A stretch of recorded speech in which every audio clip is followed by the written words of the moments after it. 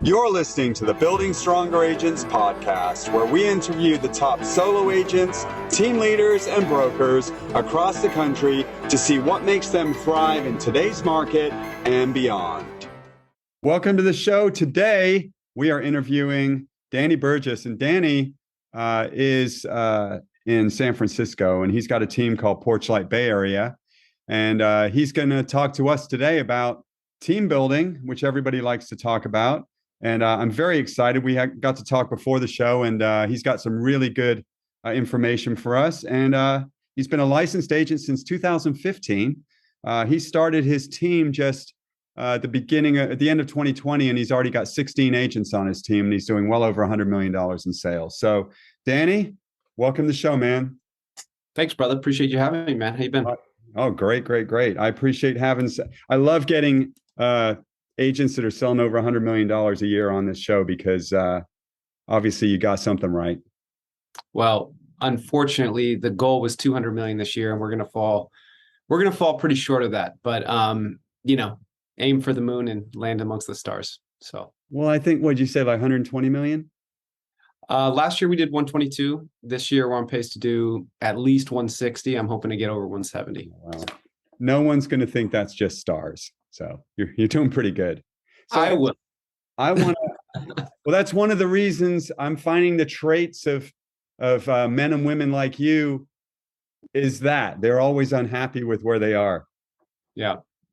At my age, I don't know if unhappy is the word. I'm blessed. I'm grateful. I am happy. I'm literally living my best moment of my life. But I think there's a difference between content and happy, and you're right about that. Try to ride that line. So and sorry about my congestion. I came off a week in Vegas speaking in front of agents and being around 550 agents, and somehow I got blasted with whatever this is, so apologies. When I got back from the shareholders meeting in Orlando, I got a wicked sinus infection, and it wasn't COVID. It was just the plane. Seems to be going along with these real estate conventions. All of our colleagues are out partying, so they're bringing home all the good stuff to us. It's like a petri dish. Yeah, with sequins and lots of loud voices. All right, so let's talk about you and how'd you get into real estate? How old are you? 30 what? 37. Just turned 37 this year. Okay, so you got in the business 7 years ago when you were 30. What brought that on? What'd you do before? I was a vagabond, bartender, waiter. My wife and I had traveled the world for about 2 years on shoestring budget. And I came home, and after long travels through third world countries, I just realized that, are we allowed to swear on this thing? I'd rather not. I'll have to edit that later. I realized that I was not living up to my full potential. Right. And the opportunities that we have in America, I realized my mind and eyes were open to what I was leaving on the table. And so when I got back from our travels, I got my real estate license and, started getting to work with Keller Williams out of Palo Alto. I know a lot of waiters and waitresses who kill it in real estate. Yeah, there's a big correlation between the chaos of serving tables and the chaos of real estate. Waiters and teachers seem to do really well. Yeah, teachers, the interesting thing about teachers, and I know a bunch of teachers, shout out to Brad Kiger if he ever sees this, I think they have the humility of their job. And the parents beat it out of them because all the parents think their kids are geniuses, and the teachers just have to sort of like tamp it down.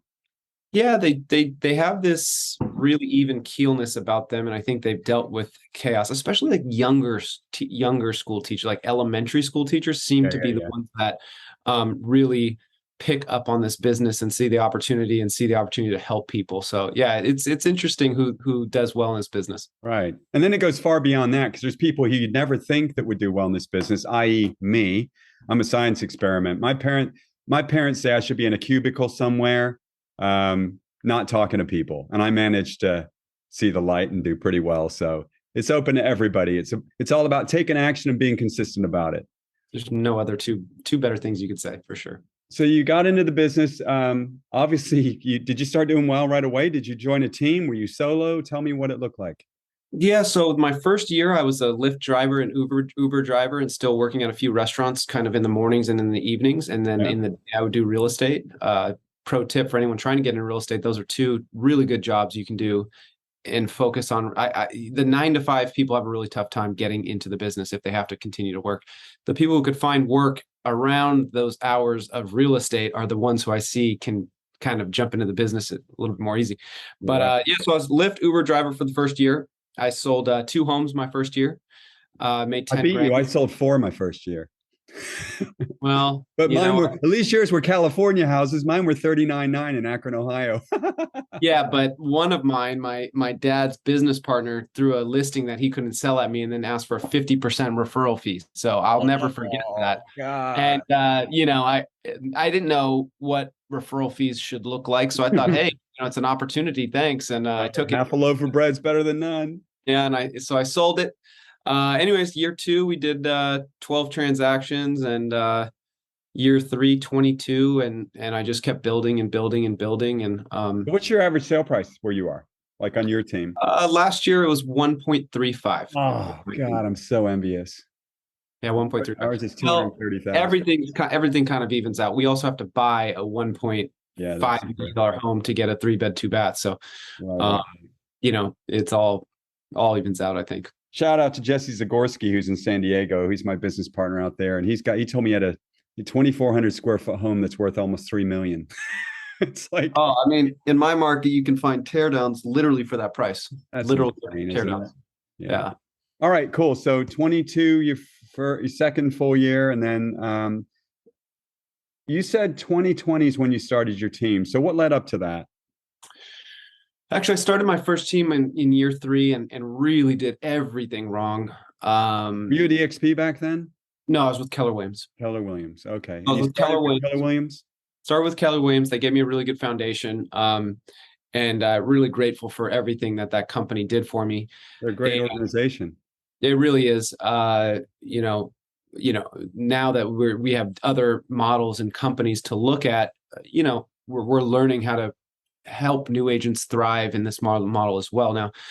But for me, it was perfect. I had an office, I had training, I had coaching. Anyways, I launched my team, and I was making a lot of money. And so I started spending a lot of money, and I wasn't playing appropriate red light, green light. And, pretty quickly I had my overhead up to like 60 grand a month, something crazy like that. And, anyways, in very short order, that team imploded, within, I think, 9 months. Was that 60,000? Not to cut you off. Was that 60,000 like Zillow, or what was 60? I mean, what do you spend 60? Zillow, admin, like I was paying this guy salary plus bonus.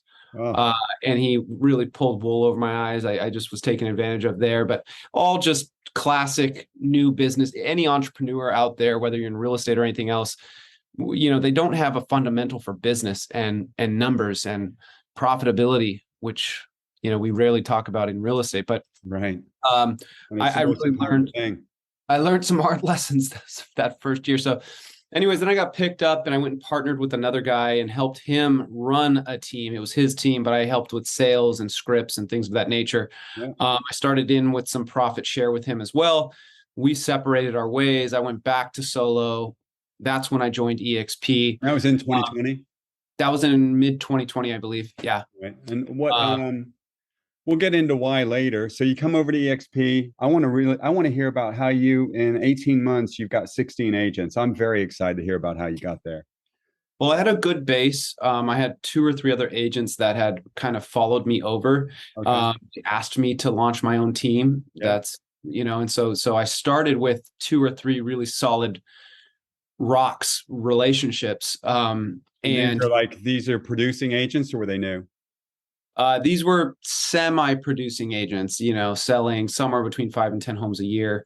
But I knew each one of them had it in them to be great. Shout out Katya, Xander, and Charlene. And I knew I could make them successful, with my vision. And so it started with us, and then very quickly, grew month over month, we were just picking up agents. And How is that happening? I think word of mouth, that I was out on my own. You? They were coming to me. Everything was inbound. I've never pulled in outbound recruited one person, which, shame on me. That's changing right now as we speak. But they all came to me through social media or through agent referrals, mostly within my team. You asked how I was to scale so quickly. And the reason is because, success breeds success. So if you can make a success out of someone and make them profitable on a team and build a big and great life around them and show them different ways to have their own vision and their own big life within your team, that word spreads, and people will see those successes and say, what are they doing over there? And then they'll have the conversation with me and we'll give it a shot. So that. Okay. So what's the structure of your team? You got 16 sales agents, correct? Yep. So we have 16 sales agents. So pumped my wife. Say that again. What's your support look like? I didn't mean to cut you. Yeah, no worries. I was just going to say, shout out. My wife just rejoined my team yesterday. So she was actually with me 3 or 4 years ago, helping me solo. She, I don't know if she's still licensed. She might still be licensed, but she was. Yeah. Now she's just doing back-end stuff to help with like lead auditing and stuff like that. But we have a virtual assistant, transaction coordinator, both in-house. And then we have a ISA, and that's a part-time ISA. Me as the kind of operating principal, and then we have a sales manager as well. Okay. And so your ISA, is your ISA in your office or overseas? I've been in a long journey with my inside sales agent dreams. I've never been able to fully get one in office in country that was able to show up the way I wanted them to show up. So this one is part-time, out of country, and the Philippines? In the Philippines through my outdesk. And she's done pretty well. I mean, there's an ROI there. So that's really all I track. So if she's setting appointments for me and we're getting listings from her, then I'm happy. It's not the best model. I think a lot of people try to go and get these out of country ISAs, and there's a lack of connection and lack of accountability and a lack of connection from the ISA to your market. Mm-hmm. So I would just, for anyone who hears this is not a silver bullet. This is something you have to be very cautious with.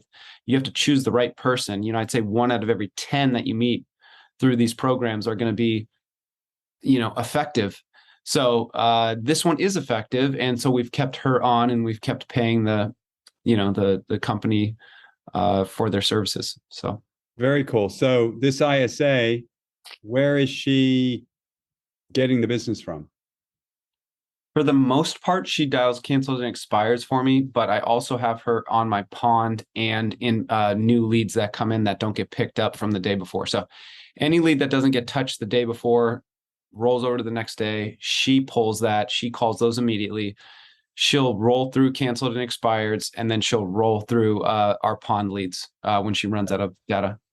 And for those of you listening to this that don't know what a pond is, it's basically a pool of leads. Which CRM are you using? Follow Boss. Oh, so do I. Excellent. Yeah. Follow Boss is a great program. It's easy to use. So it goes to your agents first, like round robin? Yep. So it'll be a broadcast system for most leads. I have other leads that are only going to certain agents who are the more productive, higher conversions. But PPC type leads will blast out to the team. They'll claim them or they won't. And then if they don't get claimed, the ISA will pick them up and clean those for us. Yeah. And would you say you're doing a good job of keeping that nice and tidy in that pond and getting everybody, like, what do you do? Not to get off in the weeds, but what are you doing to make sure that those agents are paying attention to follow up boss and assigning tags and all of that? I hope you saw the pain in my face. Because it's the same thing everywhere. It's the same thing everywhere. I don't know why it is, because I just remember when I was a solo agent, I would have done anything to get leads for a lead. Uh-huh. And I never got leads. And I think a lot of the new agents that have never been on their own just don't understand the value of one lead, right? One buyer lead. So I think that's the main reason why we all struggle with this around the country. Everyone, I mean, every single team struggles with this, is because a lot of the newer agents just have never been on their own. So our top agent, Xander, he'll likely make $700,000 in GCI this year. Fantastic. He was on his own before he joined the team. Mm-hmm. And so he has the perspective on what it's like to be on your own. On your own. And only sell 3, 5, 6 homes in a year. Mm-hmm.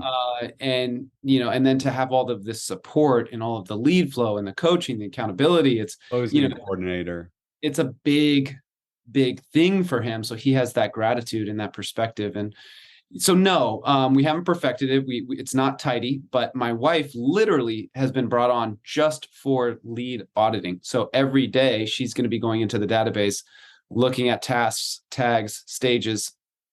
If an agent is behind on any of that, she has the full green light to just take that lead from them and pass it to somebody else who's more hungry and more attentive. And it's unfortunate because I love every agent on my team, like genuinely love every agent on my team. And I want them to win and I want them to be successful. Unfortunately, I can't want it more than them. That's what I tell them all the time. And leads are expensive, and they're the resources like Zillow and Realtor.com, they've all got into the referral fee game. So it's very hard to even get them now. So we're back to Google pay per click and Facebook ads. And the one thing that I found over the years is that we have this thing called drinking through a fire hose. And when you give your agents too many leads, it's kind of like when you have a tube of toothpaste, and when you open up a fresh new tube of toothpaste, you just lay it on. But as you start getting towards the end of it, you become more prudent and you budget it out. And it's very hard to get most human beings to just take that little bit of toothpaste at the beginning. It's why so many people on Social Security, they end up spending it in the first few days and then they're broke the rest of the month. It's like most human beings have a tough time with that. And if we have too many leads coming in, they tend to only look at the low-hanging fruit, and they don't think about the follow-up and nurturing over time as much. They're just focusing. There's enough of them where they're trying to look for the low-hanging fruit. And the problem is with so many of these pay-per-click ads, 3 out of 200 are probably low-hanging. The rest of them are the real money's gonna pay out 7-8 months down the road. Yeah, and I forget where I heard this or whose team it was on, but for the most part, I think we're all in the agreement that somewhere between 15 and 20 leads per month is the max amount that you should be giving any agent at any time. But I know of a very efficient agent that receives somewhere between 10 and 15, I think. And their conversion is something stupid like 20% or 30% or something very, very high. And he's the highest producing agent on this team. And I'm trying to remember the team right now. I feel like it's out of Colorado. But he goes so deep with every lead, so deep that because he's only getting 10 or 15 a month.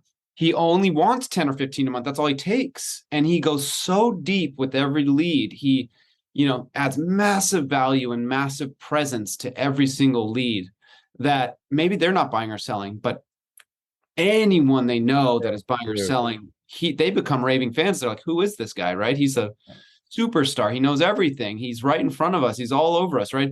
And so I think that's a great learning lesson for whoever who hears this. Like, it's not about more. It's about less, and it's about deeper connections. And deeper connections and forming good habits and being consistent with staying in touch with these people and building a relationship and staying top of mind and being there when they're ready. Well, I just brought this up to my team because we continuously audit these leads. This is actually something that I think a lot of agents are guilty of and may not have ever heard. But when a buyer says, I'm not going to buy for 6 months, right? What you're trained to do is reach out in half the time, right? That's what goes around the industry in training circles, coaching circles. Buyers are liars, reach out to them half the time. So he says, I'm not buying for 6 months. You call him in 3 months. That call in 3 months is going to be another cold call. He's not remembering you in 3 months. Exactly. So your job is to stay top of mind for the next 3 months. That doesn't mean don't touch him for 3 months. That means touch the heck out of that lead for 3 months. Providing value, not just checking to see if they're ready, but providing value. Hey, Jim, I know you're looking to buy in Redwood City. Here's my 3 top favorite restaurants. I wanted to make sure I got that in front of you.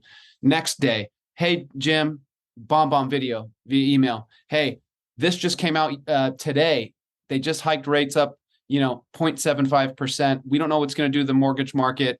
Looks like the stock market reacted pretty well. Just want to keep you up to date on what's going on with the market. Send the video. That's right. You beat the heck out of that lead for 3 months. So when you call and they see you, they're like, hey, Danny, what's going on? Right. That's how you convert an online lead. Right. So it That's doesn't how you become about the 3 months or the 4 months or the 6 months.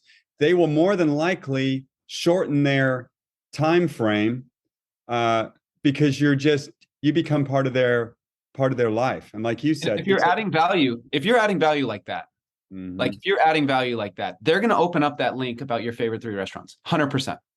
Right. Like it's very, very likely they're going to open up your favorite 3 restaurants, right? Places to take kids or dog friendly parks. People want to know about that stuff. You're adding value to them. So every time you do that, you're adding value and you're putting your name in front of them. That's how you get your online leads to convert at 5 to 10% instead of 1%.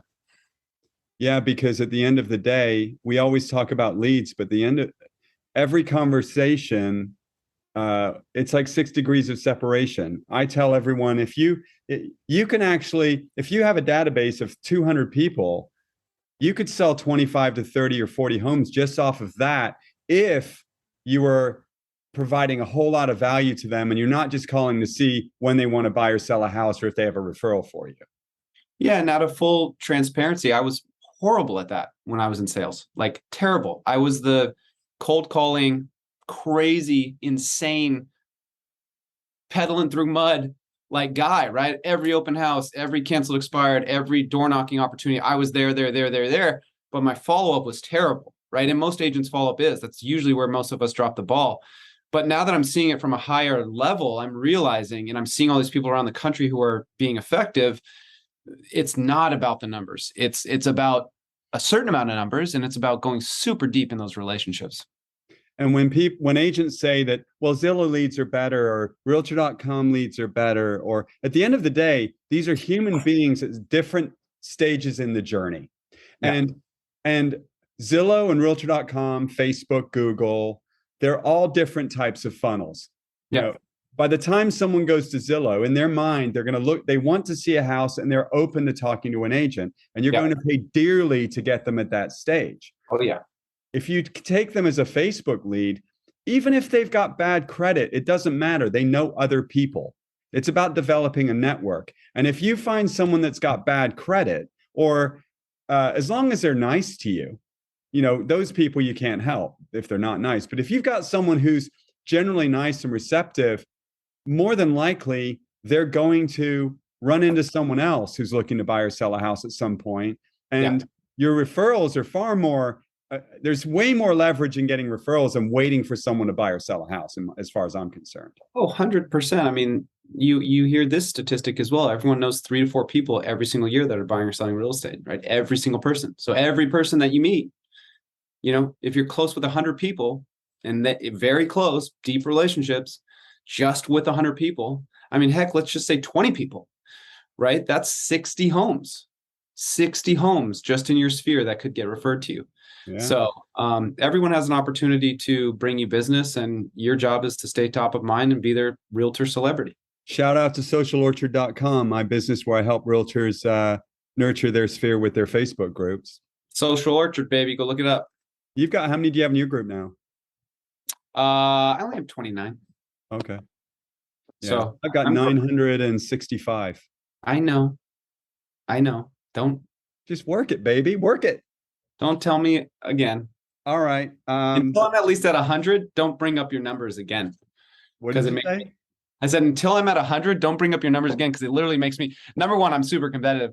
But number two, it makes my stomach turn because, we're all so busy with production, 80% of human beings are on Facebook every day. It's a utility.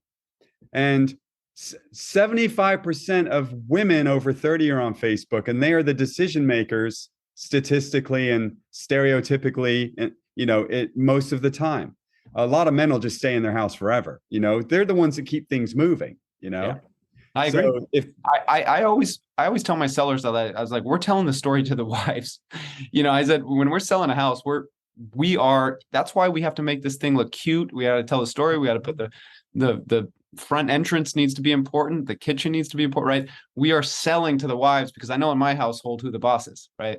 The only reason I'm in my house now is because my house was almost paid off 6 years ago. I was happy my wife goes, "Oh, great. So you want to slide into retirement in your 40s and we'll just stay in this house and pay it off and you can sit in a recliner." I'm like, "Oh, great." Here we go. Yeah, exactly. But yeah, I mean, it's anyway, what can we talk about next? You obviously are doing really well with real estate. I want to go back to, you were at KW.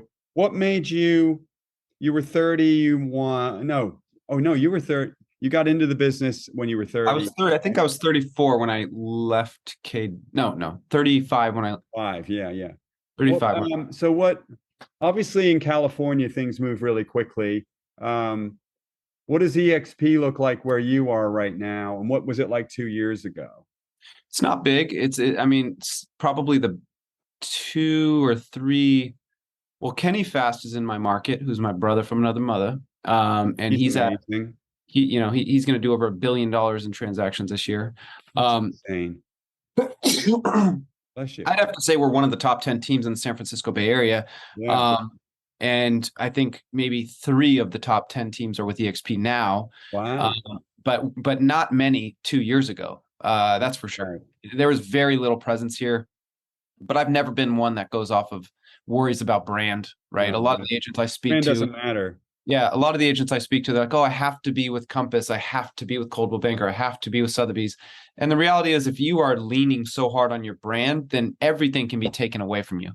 And so I've always been the one that's like, "Hey, I'm Porchlight. I just happen to be with EXP." Right. But I was with KW, and I had been approached by members of EXP before, and what ended up happening was everybody's been approached by someone at EXP. Yeah, and we often get approached by the wrong people. Right. And Mark Pattison, who is running an amazing team out of San Diego, moved to EXP and just told me straight up, we were close friends at that point. He said, "Dude, you got to come over." And he's much smarter than me. He does much more production than me. And I am not one to forego advice from people who are where I want to be. And he said, "Look, you join under me and I'll give you everything I got. I'll give you all my systems, all my playbooks, all my tools." And I realized very quickly that the power of EXP is really within the alignment of your group and who you are joining. And he gave me everything. And it took my business to another level and truly changed my life. I mean, I often give lots of gratitude to EXP, but most importantly, Mark, because Mark joined EXP and then he's given me everything, his playbook, his systems, his, university, all the things that he's done to scale his business. He's just handed to me. And the rest of my upline has done the same. People don't leave companies, they leave people, and they don't join companies, they join people. And I had my own company for 21 years with my amazing team of 4 women.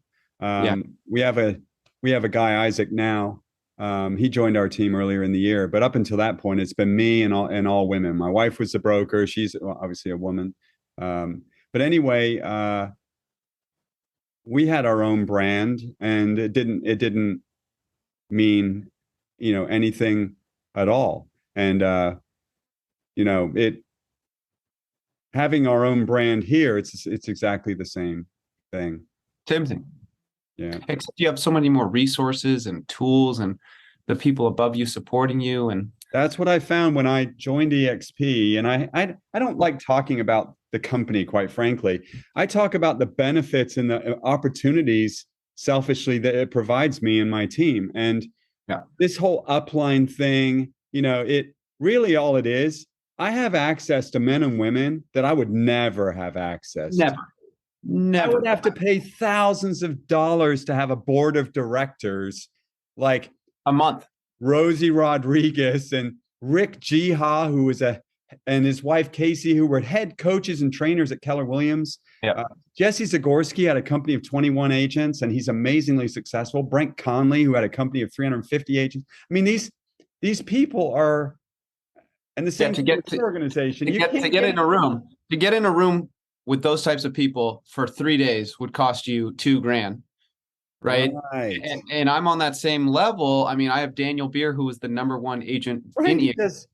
He does what, $600 or $700 million a year in sales? And we're one text away now. I mean, he brought me into now a John Cheplek coaching program where now I'm in these circles that I truly would have never, ever been in. And it's changed my life. I mean, gosh, I want to shake people. That's how much it's changed me, because people are just too comfortable and they just don't know what they're missing out on. And they're loyal to a fault. Yeah. Ibrahim Hussein, I interviewed him last week. Amazing young man. And he's only been in the business for 5 years, and in 3.5 years, he went from solo agent to the #1 team in Canada at KW. Yeah. Insane. He's on track to do $500 million in sales this year, and he's just outside of Toronto. Yeah. But he said agents become loyal to a fault, and they refuse to look at, if something's new, then it can't be sustainable when they compare it to what they're used to. And then they get really loyal to their broker. And then that's why they throw up these, the Mark Safe from EXP or whatever. It's like, I'm not used to any of that because I have my own company for so many years, but why not do what's best for your business and best for your family and be open to anything? One of the best things my great-grandparents taught me, I should say my great-grandmother, she said the #1 mistake people make is they get a job and then they stop looking for a job. Yes, they become complacent. They get their job and then they stop looking for a job. Why would we ever? And then they mail it in on the job that they're in. Why would we ever stop looking for a job? Right? Why would we never want to upgrade? And here's actually the truth about brokerages, because I know the back end. I worked in leadership within KW. I worked in productivity coaching within KW. And this isn't only KW. And I love KW, and I love all the leadership that I was with and all the relationship I built there. But here's the truth. That team leader, that broker are looking for opportunities. And I almost went in on a KW office ownership that wasn't going to be profitable. And within less than 12 months of me leaving, the team leader who was going to be bringing me in on that venture left the area completely. So what would have happened to you? Exactly.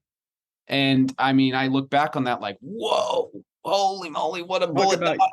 You've mentioned your life being changed. That would have not been the way you wanted it to change. Yeah. And I went from KW office to KW office, and I was very, very loyal to them. If anyone remembers this, that's with KW or not with KW, who remembers me from that time, I was 5 times bold, 2 times ALC. I was preaching from the choirs about KW, and now I preach from the choirs about just doing what's best for your business. Like you said, I don't even talk about EXP. EXP has very little to do with what I'm doing. I'm grateful for their business model. Don't get me wrong, but it's really about our group. But I also want to make it very, very clear that people can't listen to this and think that EXP is the same as where you are, because they provide you with 3. Everyone can create their own brokerage within EXP. Yep. There are no ceilings. You're only as good as your broker or team leader or operating principal or whatever they're called at whatever your company you're at, because whatever their plan is for that company, if it doesn't line up with your vision and you get too big for them, then you're forced to make a move. So at EXP, it's one big dome stadium over the entire United States, and you can never hit the ceiling, and everybody is offered the same opportunity. The downside is you hear whenever you afford an agent an amazing tool that enables them to go out and try to grow a company that's offered to everyone, well, then they're not going to all do it as effectively. But in terms of successful, hardworking agents, as far as I'm concerned, after being here 10 months, there is no other model that allows you to have ownership in the brokerage, have access to so many people that are better than you. That's really great. That's and really then be able to obviously create a residual income if you choose to do that. Not everybody does, but if you choose to, that in itself can be life-changing.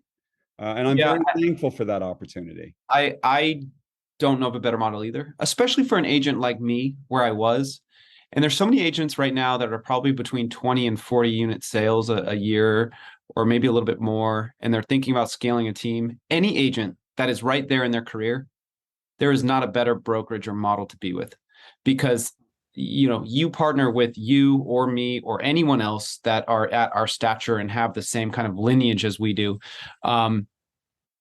It's just life-changing. That's all I can say. No other KW office specifically has anyone that's incentivized to make you win, right? I'm heavily incentivized to top-down company.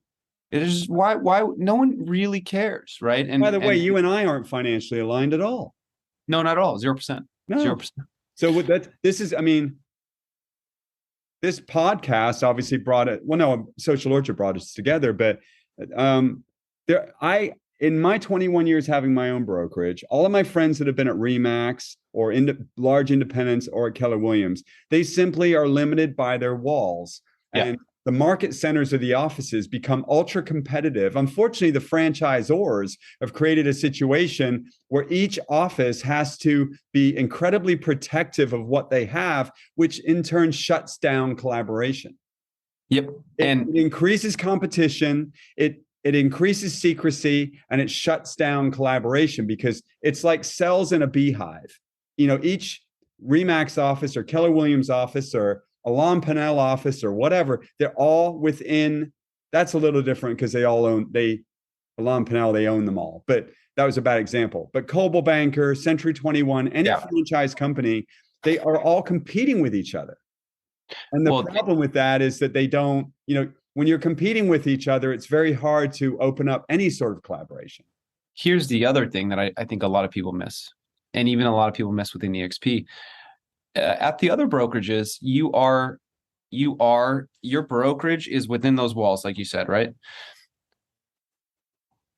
I was 3 years in the business, and I was receiving awards for being top 3 solo agents with unit count, top 3 solo agents with volume. What does that do to somebody's mentality when they start getting up that high, right? It batters them down. So now my comparison, instead of comparing myself into that brokerage office, I'm comparing myself to Daniel Beer every day, right? And so instead of this crazy world fishbowl, tiny fishbowl with 200 agents, I have 1,000 agents, and I'm looking at the highest person possible. So my mindset, my limitations just exploded when I joined EXP, because I was released from the shoulder rubs and the awards. They were peppering me with awards, and your ego wants those awards. All that does is keep you in place. And they really did such a good job. Every brokerage that I see does such a good job of that. And whenever I see those awards on Facebook, I want to give congratulations, but I also want to say, dude, if you're number 1 in your office, you're in the wrong office. What is that doing for your growth when you're number 1 in your office? It's called Stockholm Syndrome. Dude, it's crazy. And so I feel bad, because I know they're proud of it, and they should be. They should be proud of what they've done. And I should have been proud of what I did, and I was. But I was getting the feedback loop, right? I was sitting in a room where I was the best, and that's just not the room you ever want to be in. No, I'm a long distance runner.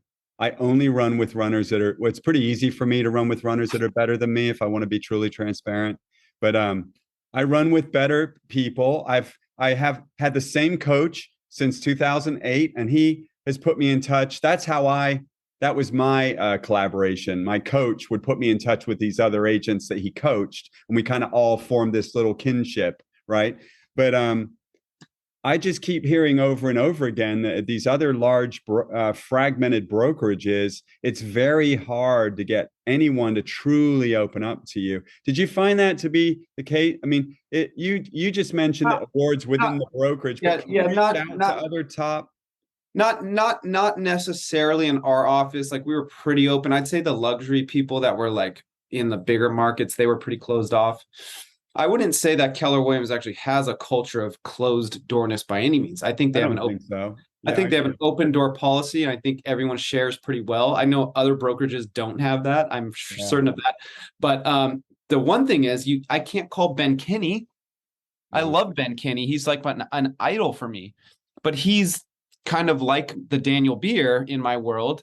But Ben Kinney's never financially incentivized to help me win. Daniel Beer is literally financially incentivized to answer my messages. I mean, I can show you my phone. Oh, I believe I already know. But I've got those same people in my world. Yeah. I mean, you can text your guys or message your guys, and within a day, they'll message you back like, hey, take a look at this system.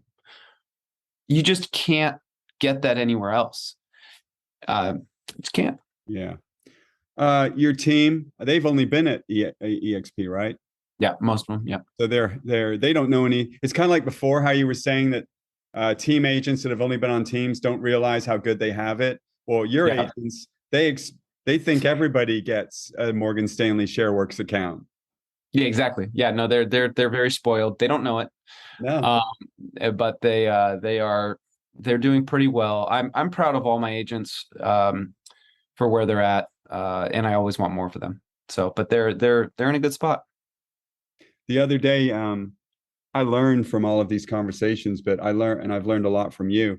But the other day when I was talking to Ibrahim, he said, sometimes agents find out that being on the team isn't the best place for them. And since now I'm at EXP, that's okay.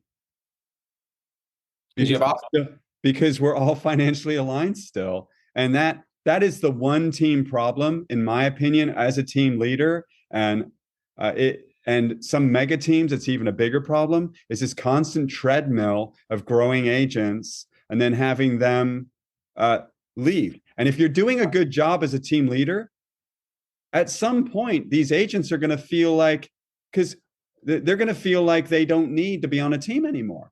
And I think there's some truth to that. And I think it has to do with who that person is. But I also was taught by many greats that, as long as your world is bigger every year for them, they won't leave.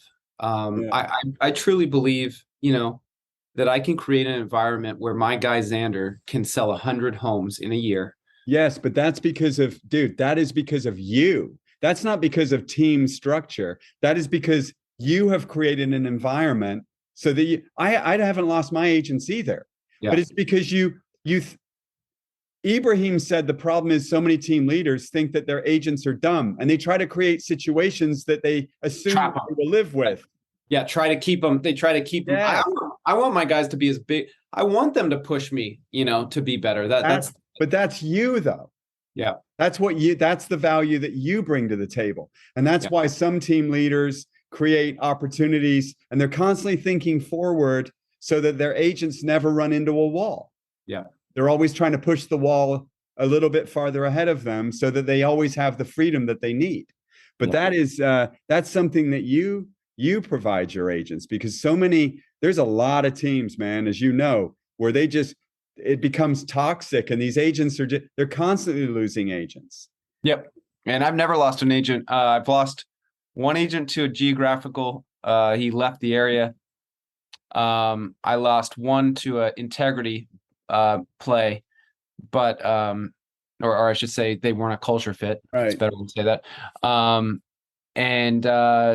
have another person that's going to be leaving shortly because of geographic reasons, but for the most part, we've all stayed together, and I think it's a testament to the culture, and I just freaking love them, right? I promise these people everything, and I try to deliver every single day for them. I'm the same way. So I think what you can take from this, if you're thinking about starting a team, if you're not going to think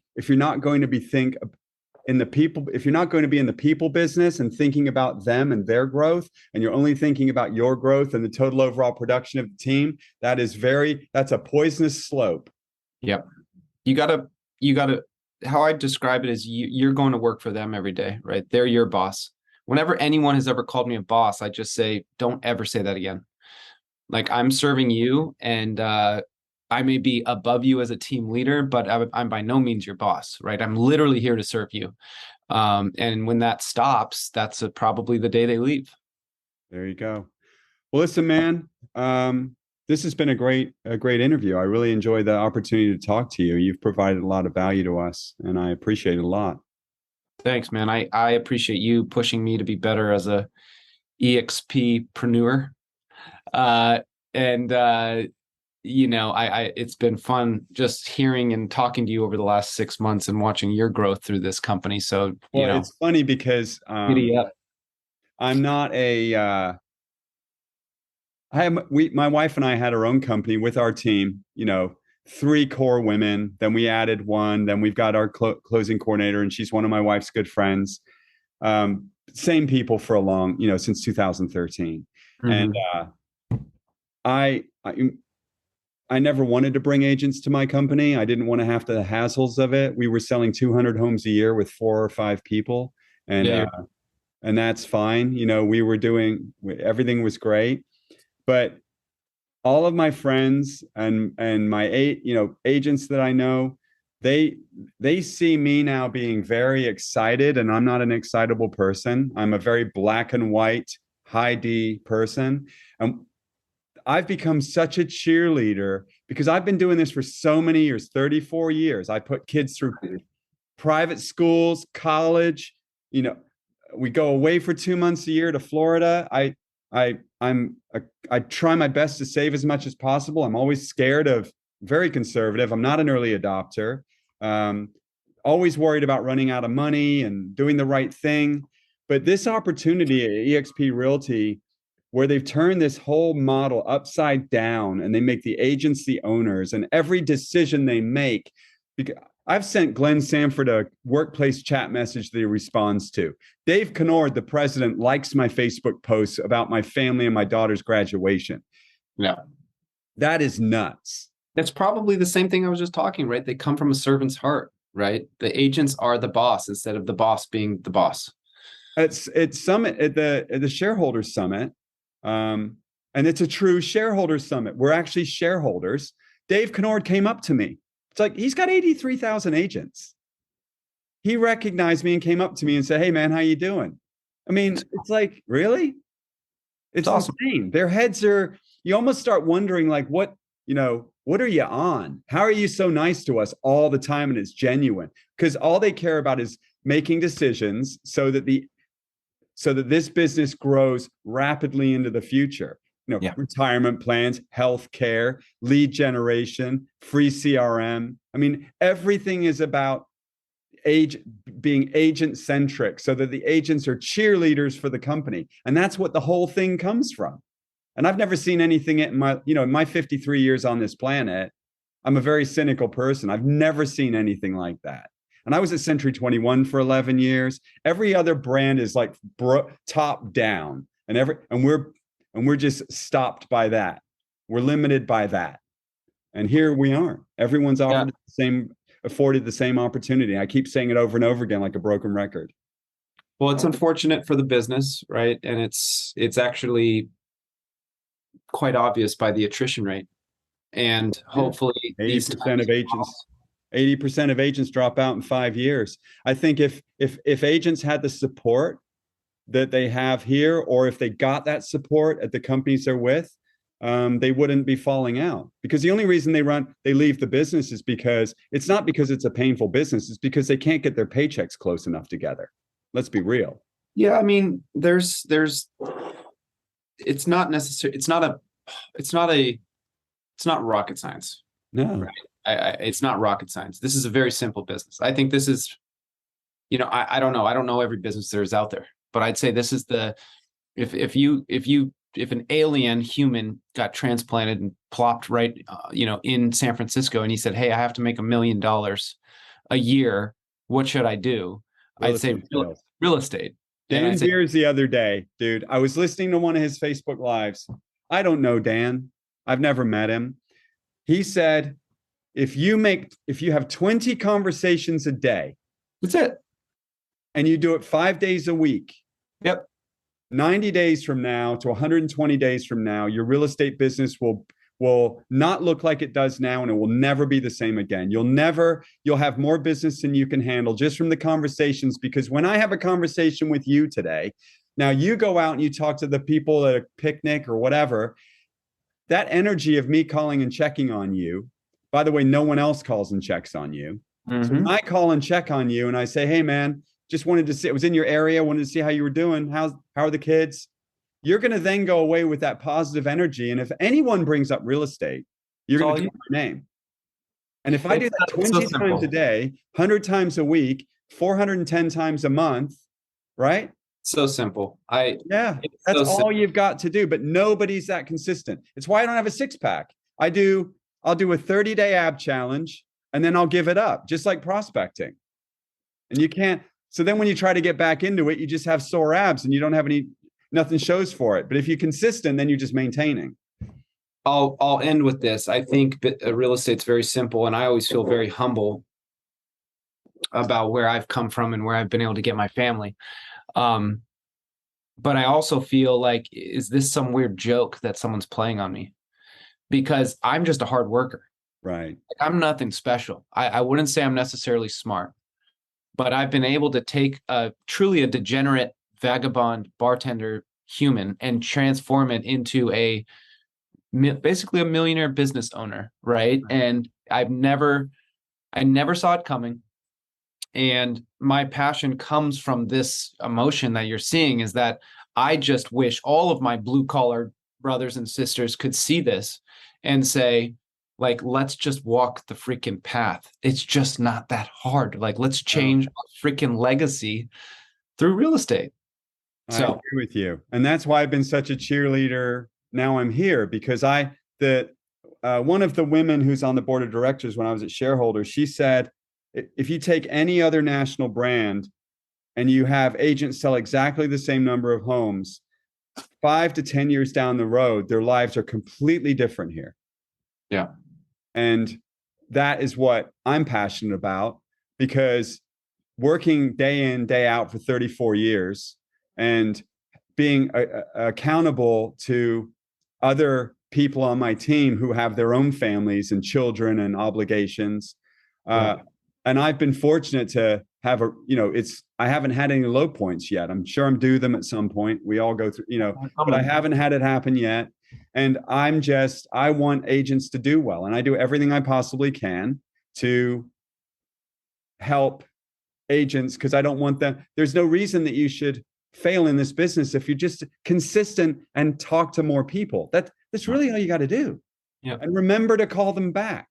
But Dan even said the other day, if you're calling 20 people a day, all of your issues will be solved. Like your follow-up issues, your tonality issues, you're going to have enough wins where you'll be able to sell homes. That's it. All right, man. I'm going to shut it down. You've been great. Thank you so much, brother. Appreciate you, man. Thanks everyone for listening. Please, if you're on iTunes, please give us a good review. Thanks for listening to Building Stronger Agents podcast. Thanks, guys. I hope you liked this episode of the Building Stronger Agents podcast. Please give us a review and share our show with your friends. We will continue to interview the very best in the business to see what makes them thrive in this market and beyond.